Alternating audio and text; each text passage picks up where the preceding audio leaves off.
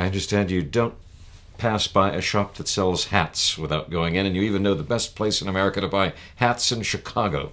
Yeah, well, actually, I do pass by hat shops now because of finding the best. It's difficult to go back. No Optimo hats in Chicago, now downtown as well, but their main place is out in Beverly, which is a suburb.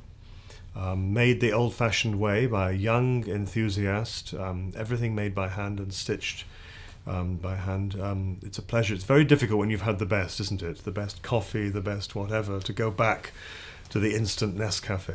Did your mother tell you never to leave the house without a hat in the winter?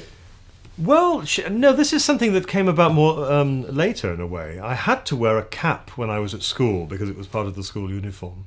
But then I didn't bother, really. And yeah, she would often say on a cold day, you know, put a hat on, and then I'd always say no, and now I enjoy. Although travelling with hats is a little difficult because it's hard to carry them around in hat boxes and so on. So I don't wear them so much when I'm travelling. Pretty windy day today here in Pittsburgh. Did you bring one to No, Pittsburgh? I wouldn't want to. I've got one tucked away for breakfasts, which is my morning hat. Before I've had a chance to have a shower and get ready for the day, I sling this this French hat on that I bought and go down to the restaurant to have my porridge. Yeah. When do you find time to tweet? You're great on Twitter. I see something like 2,000 tweets from you. Oh gosh, that's too many, sorry.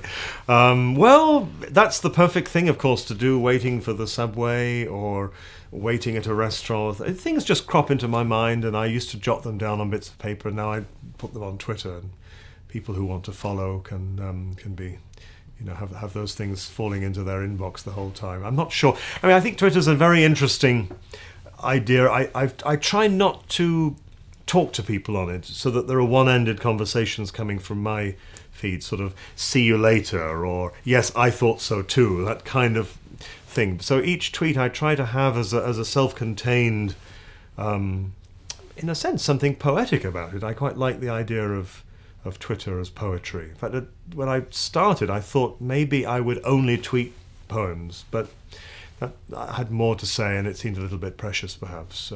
But occasionally photographs will... I had my shoes shine. I think they're rather well done in the airport, and so I took a photograph of those and tweeted that. So it's the quirky little details of life, of harmony, of tonality, which make things interesting, I think.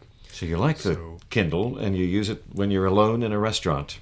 Yeah, it's amazing. And also, you know, traveling generally. I read a lot more now than I did, because somehow you can just read a few pages and then tuck it in your pocket, whereas with a book, to take it out with you, it's more cumbersome in a way. And librarians were interested in your post on the Kindle, if I remember correctly. I think I read some comments from librarians. Right. Yeah. Well, I wonder, you know, it's a little bit like the steel industry or something. You know, things change, and industries that were incredibly forceful and prominent at one part in history become less so. Coal mining is something else which, certainly in Britain, we had this in the 1970s and 80s, you know, this very, very painful and difficult transition from a time when villages were built entirely around the coal mines to a point when the mines themselves were running out of coal and people were looking at alternative forms. And I think it's a little similar with something like the old-fashioned librarian who is used to dealing with books.